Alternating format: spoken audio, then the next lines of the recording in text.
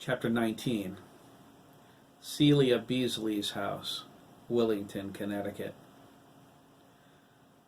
Dougie sat on his grandmother's counter, looking curiously out the kitchen window.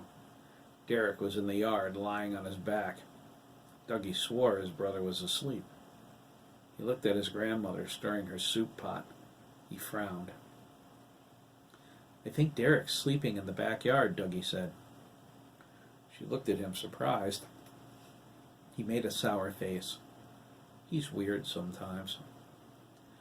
Celia went back to stirring. "Let him be, Douglas," she scolded. "Derek needs to rest." She thought, "Let his dreams be peaceful, Lord." "How much longer?" Dougie asked, sniffing the aroma. The smell of the soup was driving him crazy with hunger. He was about to start drooling. "Soon," Celia said. "Real soon." Dougie turned back to the window. Derek twitched. It was a sign that convinced Dougie he was asleep.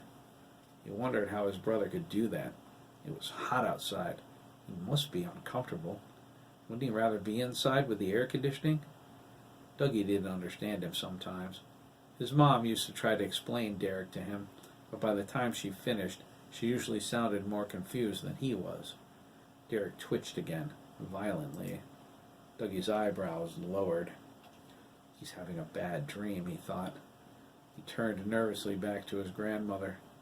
Better him than me. Out in the yard, Derek was sweating profusely. His hands twitched and shot upward as if warding off some horrible apparition. His legs moved in jerky spasms. Dougie couldn't see it from the window, but Derek was crying. His choked words gurgled up from his throat. They were a raspy whisper in the afternoon breeze. "Help. Please, help." He sat bolt upright, and his eyes shot open. Only Derek didn't see his grandmother's yard. He saw the ocean.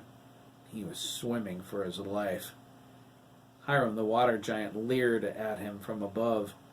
The lower half of his massive body was an oozing lake of jet-black water 100 yards across. Derek was inside the inky, writhing mass that was trying to drown him. He thrashed and swam with all of his might. He coughed and spat as the water tried to force its way into his lungs. He would have screamed, but he didn't dare inhale that much for fear of sucking in a lungful of the watery madman. "Drown, Melon!" Hiram the water giant roared. His eyes were crazy with rage. "Drown!" Hiram's watery body became formless. The inky lake sucked his enormous mass down, leaving Derek in midair. Derek gasped when he realized how high up he was. He screamed and fell, his arms pinwheeling. He fell almost 20 feet and smacked onto the beach. It felt like every bone in his body broke on impact. He almost lost consciousness. His vision blurred with the pain. Derek lifted his head. The giant water mass flowed toward him. He ignored the pain and rolled away, but the effort was Herculean. Hiram's water poured onto the sand like a waterfall. The dark liquid swirled and shifted until it became a humongous formation of Hiram's face. It glared at Derek, lunged at him, drew him up, and licked him with a tongue the length of a school bus. It flipped Derek into the sky. A watery hand shot out and grabbed him. It closed around him, trapping him within a liquid fist. Derek thrashed in a panic. He was drowning. Hiram's giant face growled, "Would you like to see what I did to your dimpled little friend Ian?"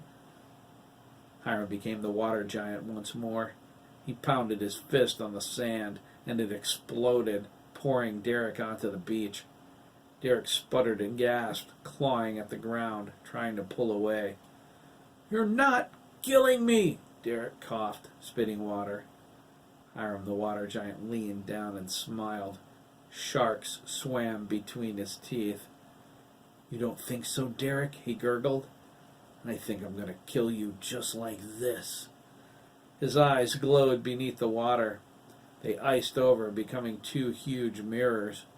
Derek watched as a scene played within them. His mouth fell open and his stomach twisted. It was a replay of Hiram murdering Ian in the woods. "Oh my God!" Derek cried. He screamed, "Ian!" The mirrors faded. Hiram laughed in Derek's horrified face. "You're next." Tears flowed down Derek's face as he tried to move. The watery hand shot out and grabbed him again. He was so terrified he couldn't feel the liquid rushing into his lungs. Hiram the water giant paused. His expression became confused. The watery hands vanished. He looked oddly up at the sky. Derek hit the sand and scrambled away, coughing up water. He looked at the giant, followed his confused gaze to the sky, and wept when he realized what was happening. He didn't know how he managed, but he laughed through the shakes. "You're in for it now!" Derek hollered. Hiram the water giant didn't have time to reply. A ball of fire, as bright and hot as the sun, shot down from the sky. It burned through Hiram's watery body, leaving a sizzling hole in his chest. The fireball exploded on the beach, fusing the tiny particles of sand into glass. Hiram the water giant cried out in pain, looked down, and watched as the flames shot into the air. They grew in intensity, boiling his extremities. He shrank back, shielding his face. The fire gathered on the shore, taking Jeremy's form. Jeremy blazed hotter. He glared at Hiram hatefully. Hiram looked down at him and cringed at his fury. "Burn, Milliken!" Jeremy spat. He held out his hands. Streams of fire blasted the watery giant. "Burn!" Hiram screamed as the flames seared into his body, turning him to steam. He struggled to keep together, but as he dissipated, his consciousness shattered. He realized if he couldn't keep hold of his pieces, he would die. He relinquished his giant form. The water shot out and away from him in all directions, raining into the sea. Hiram fell from the sky. The flames attached to him, and the air filled with the smell of burning flesh. Jeremy called the flames back as Hiram crashed onto the glass beach. He willed them away and resumed his usual appearance. Hiram's flesh was shredded, black, and smoldering. He thrashed on the shards, crying and babbling. Jeremy ran past him to where Derek fell to his knees. He concentrated, and a midnight blue blanket appeared in his hands. He threw it over Derek's shoulders.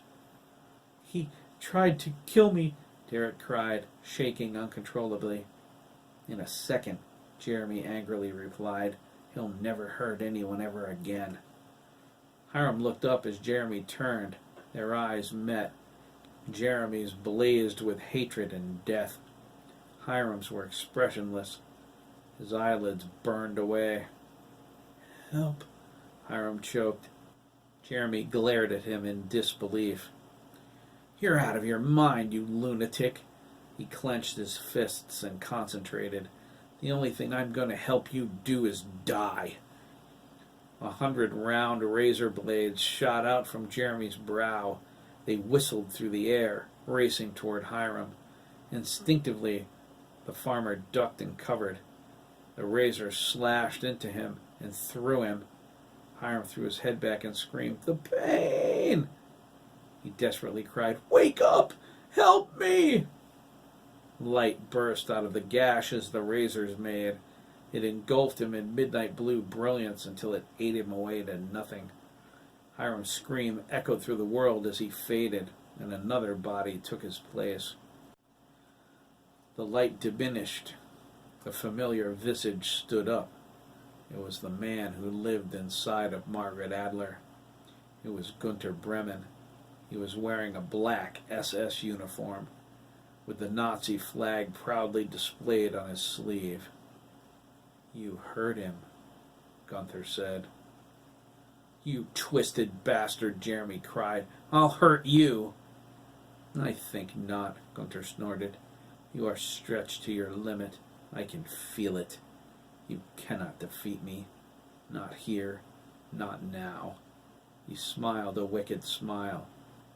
I can hurt Derek's brother, though, and his grandmother, too. No, Derek cried. Leave them alone! Why are you interfering anyway? Jeremy snapped. You hate Hiram, too. I can feel it.